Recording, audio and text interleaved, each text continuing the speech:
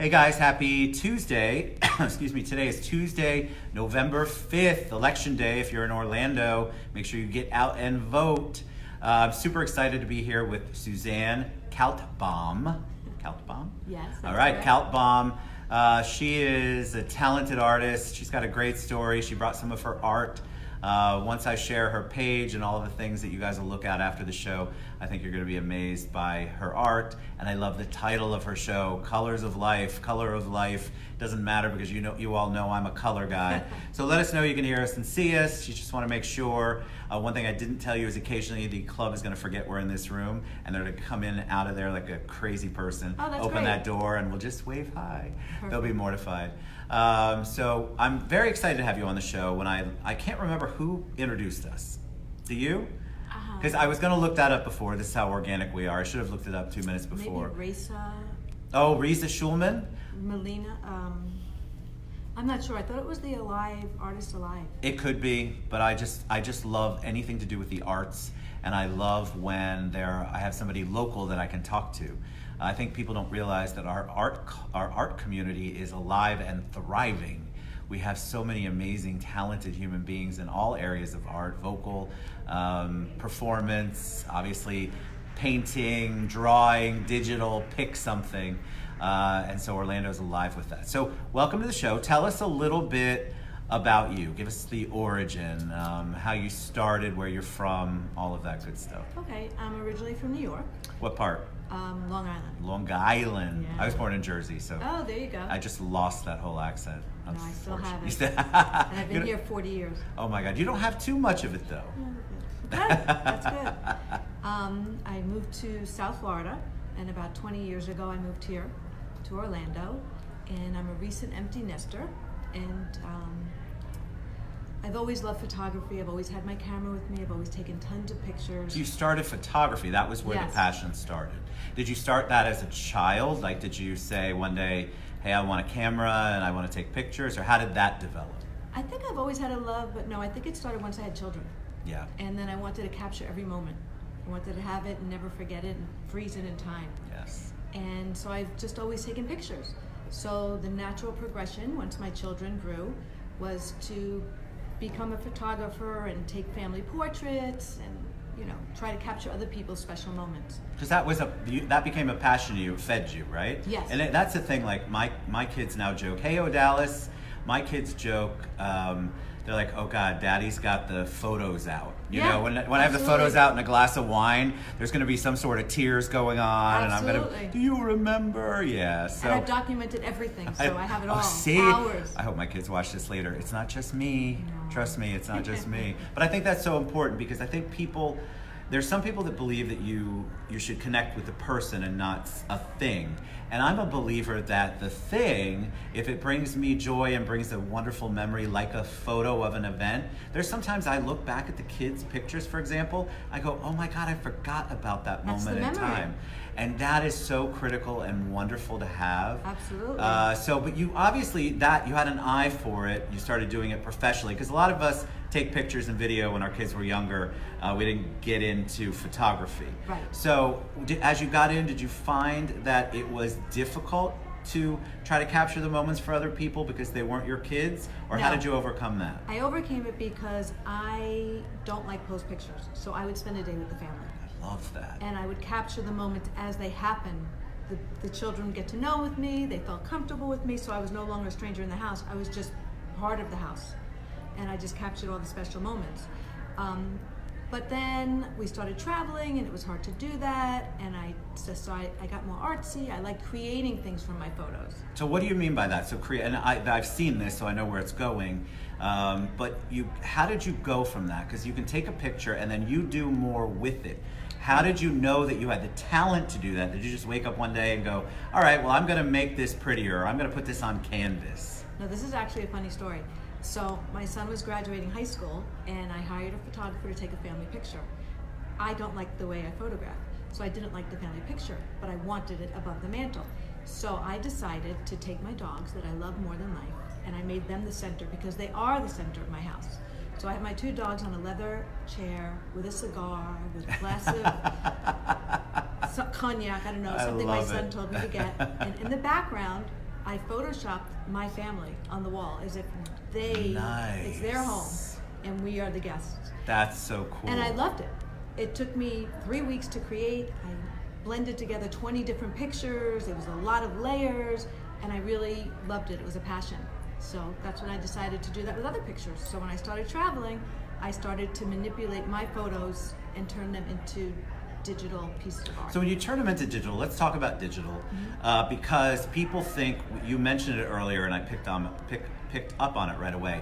People think that you just push a button, you take the picture, the photo, the real photo, right, and you hit a button and all of a sudden it's this digital piece right, of art.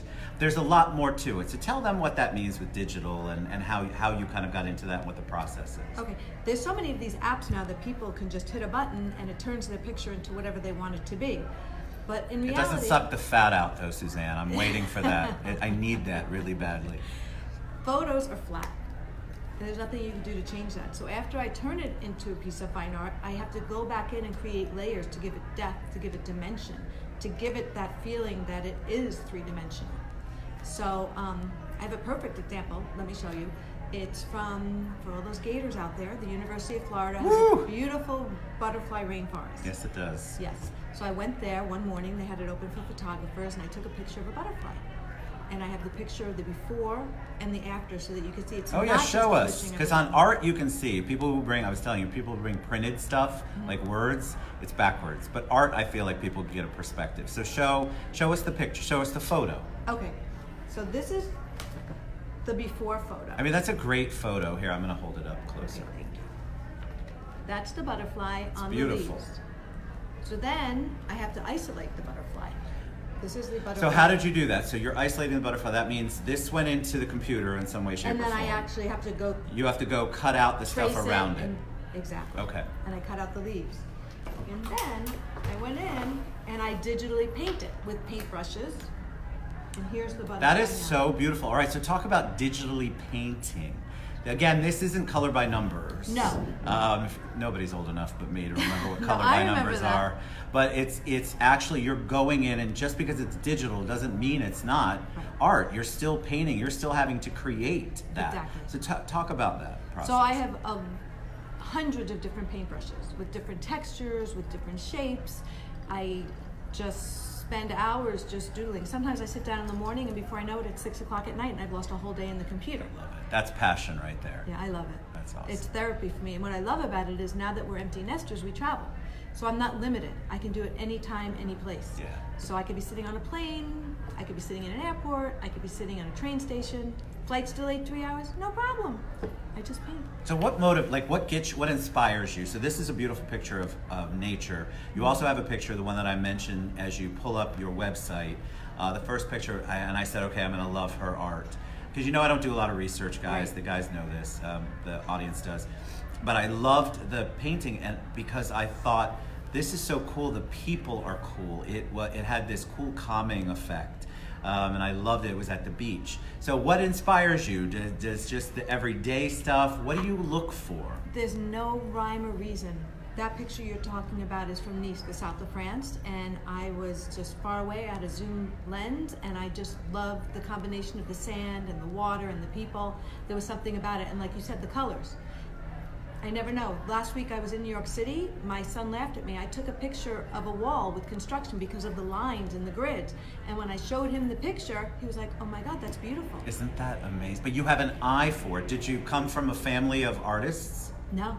Okay, so you're the one with the art. I always joke that I've had one daughter that's really good at drawing. She's excellent at drawing. She doesn't ever draw anymore. She did when she was a kid. Huh. I can maybe draw a stick figure if you're lucky. And I certainly can't color within the lines, like there's none of that. So why color though? Why is color important to you? Because I always give the guest the opportunity to pick the title, to figure this out. So color, talk about that. I don't know. I think it's just happiness. It's bright, it's cheerful, it brightens your day. I don't know what draws me to color. I like color because I wear it a lot, right? So I get, whenever I have to wear, God forbid I have to go to a funeral, that is it's already bad because I'm sad, but it's bad because I have to wear a black suit. They don't really look kindly on me wearing pink to a funeral. But Or your sparkly shoes. Or my sparkly shoes. But I want to tell you, color is so important. People don't realize I get more comments. I'm not looking for the compliments, but comments on the colors in my outfits on a daily basis. And people will actually say to me, that color brightened my day.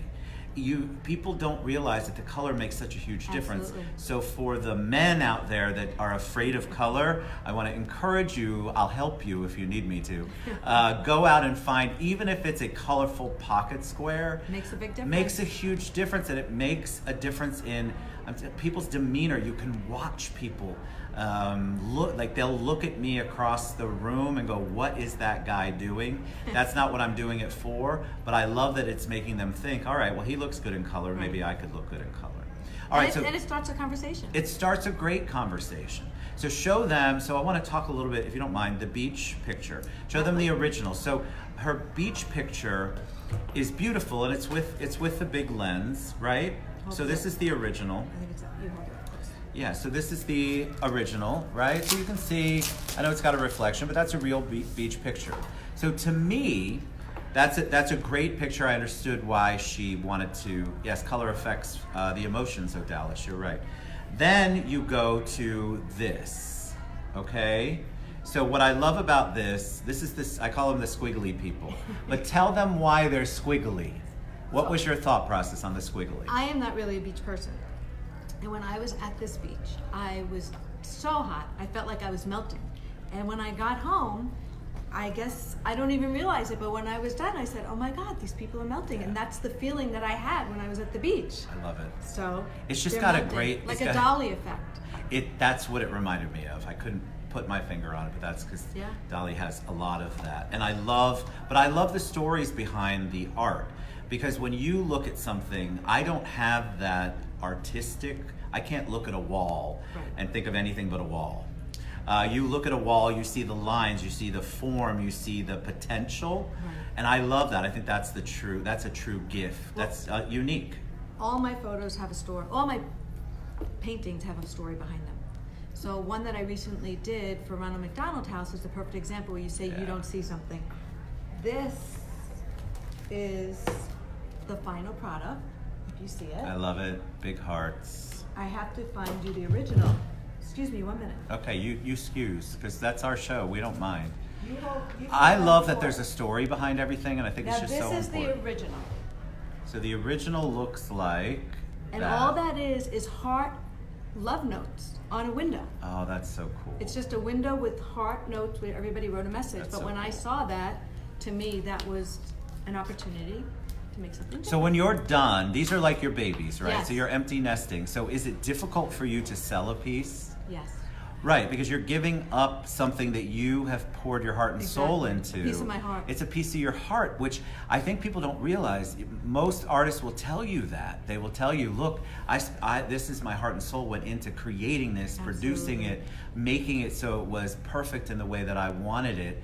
And to sell it is great because that person then gets impacted by what you did, but it's still difficult. It's difficult, but what I love is when people send me a picture of it in their home. Yeah. There's not a better feeling in the world than seeing your artwork in its forever home. Yeah, which I love. And it brightens their lives.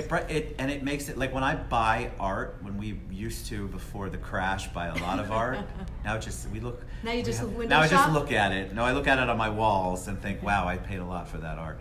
But I think that it brings me back to a memory. Right.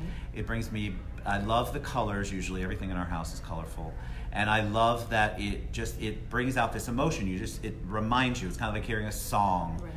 And so when I walk by certain pieces of art, I'm like, oh, I remember that cruise, or I remember that trip. Back to the moment. It brings you back to that moment, and that's why I think art is so powerful. Storytelling. What's it like in this day and age to be an artist? Is starving artist still pretty much accurate? Is it difficult? It's difficult. It absolutely is. There's so much competition in the web, and it's just hard getting it out there for people to see your art. Because I think it's a quick attention span, right? That's why when people will tell me, hey, Ted, I caught the first 5 minutes of your show, and then the last 5 minutes, and then I'll eventually binge watch. Some of them don't ever binge watch, and that's okay. I binge watch. I appreciate that. But I think that people have so many options out there. So they look at it, and that's why I believe that first picture when I pulled up your website is the right picture, because it automatically got my attention and I wanted to look for more. That's very important, because you only have a certain amount of time, seconds, to capture somebody's attention. Correct.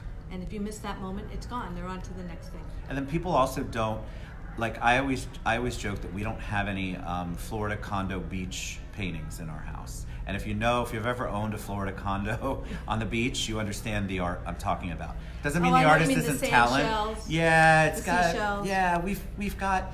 In the beginning, when we first started, we collected that because we had young kids, and the ones we collected were very kid-oriented, and dad on the beach with the kids, and there was no cocktail in my hand, so it wasn't representative of my life, but it was pretty close at the time.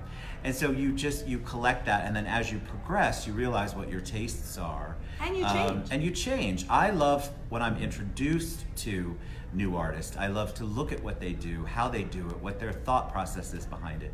But a lot of people don't want to jump into that. And they also don't, I think people are afraid of it. They're intimidated by art. You go to an art show, and if you don't see the melting people immediately, and the artist is a little full of themselves, and they say something to the person, they're immediately like, okay, forget it, I don't get this.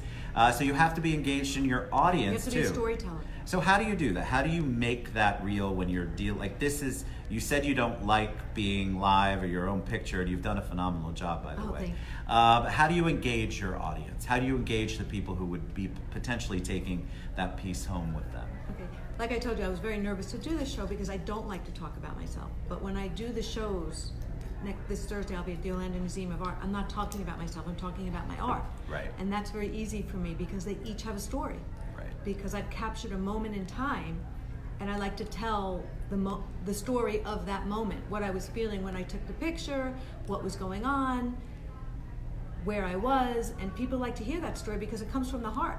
Correct. Because I took that picture because it moved me and I felt something, and in turn they feel it when they look at the art. And I think that's why, in the early days, we bought a lot on the cruises, and I won't mention the name of the international gallery that is, but you could pretty much Google it. And so we would be moved by the story. Absolutely. We would be moved by what the artist was thinking. We'd be moved by the specific part of the art where they pointed out, all right, this is why this looks this way, or this is why the women's eyes are always closed in this artist's art. This is why there's always some crazy lamb, goat-looking person in Picasso. Because it makes it more than just a thing to you. Yes. It has a story, it has a life, it becomes part of it. And then I love to tell the story. When people come to my house and they don't believe that I have the art that I have, they come to my house and they're like, wow. And I can tell them the things that I remember about each piece, not just the moments or where I was at, but what the auctioneer especially educated us on and told us about, and the research that we did, and it just made such an impact. And I can still tell those stories passionately because it just moved me. And I think art, makes the difference. That's what makes the difference. I really do. I think it's just so important. And if you're not into art, I want you to take a chance, look at SuzAnne's website, and then the event at the Orlando Museum of Art. Tell them a little bit about that. So this Thursday, it's called First Thursday. It's every month, and this month is very special because it's sponsored by Celebrity Cruises and GoGo Travel. Nice. So it's all about travel, and the piece I picked for that is very exciting. It's a ballerina at the Louvre. Nice. So it'll be beautiful. It's a nice event. It's always a nice event at the Orlando Museum of Art. And it's a great way to see local artists and support the community, and it's just a fun evening. And you don't have to be. You can be a novice. You can just have some sort of interest, like, okay, I want to try this out. They're not going to be, I love the Orlando Museum of Art. They don't set up events that are hoity-toity. No, not at all. They don't come in so that they can make you feel like you're inadequate in the art world. They really do a phenomenal job of promoting the local artists and wanting to get the community involved so that they can appreciate the art that's And it's a local. great date night. It's a great date night. You just can't drink red wine there. I don't know if you knew that. You're not allowed to have red wine. Not in the Orlando Museum of Art. Interesting. And I understand why. So if you want to Google it, spills. there's, yes, red wine Doesn't is come bad. out. It's bad. real bad for art. Yeah. But it's a beautiful venue. Again, you can go in. If you want to go and you're interested and you want to reach out to me and say, I'll introduce you to the people I know there so that you can go in and at least, well, SuzAnne will be there. I'll be there So you'll at Thursday. least Come know see me. one human being because I know it can be intimidating. No, it's a fun evening. Everybody has a great time. They always have a local restaurant that brings in food. Yeah, There's good. cocktails. And What everybody's more just could out you to have a good time. want? I love that venue and I love that they are so supportive of local artists. All right, so we're going to share all of SuzAnne's contact information, how you can reach out to her, how you can learn more about her art. I've tagged her in this show. I tagged her on Instagram. You can check it out on all my pages. We're going to do a quick little LinkedIn Live after this just to promote this show. Great. But it's super important, I think, for you to get to know local artists and support them because somebody out there has a piece of art that's going to speak to you and move you, and you're going to remember it for a very long time. You just have to step outside your 9 dots and get out there and get to know artists like SuzAnne. All right, so mentors are important on the TED Show. It's important for TED's community. We're really big on that. So can you give a shout out or two to some mentors in your life that were helpful for you along the way? Absolutely. For photography, I love Brian Peterson. Google him. I've gone to several of his workshops. He's phenomenal with creativity. And locally, Crystal Dombrowski. She's been wonderful. Amazing. You know Crystal? She's been so sweet. She's helped me all along the way, giving me pointers and guiding me. I couldn't have done it without her. See, that's good. Yeah. All The right. art community is so helpful. We're really supportive, guys. Yes. We just need to keep that funding going. Yeah. Got to keep that funding going. All right, you've been a joy to be on. See, it wasn't hard. No, it was, well, you're wonderful what you do. Well, You you're made me very feel like I kind. was in my living Listen, room. that's all I want, for you to be in your crazy Citrus Club room, your living room. Thank you so much. Go out and Thank support you. SuzAnne. This Thursday, Orlando Museum of Art will also tag that event. But reach out to her, reach out to me, get involved in the arts community. Get some of those dogs around the poker table with the cigars out of your house and maybe trade out a little bit. Doesn't have to be anything crazy and abstract. It can be a beautiful beach picture. It can be a beautiful ballerina at the Louvre. So thanks for being on the show. Thank You you. were a It was joy. great. We love you guys. We'll see you soon. Mwah.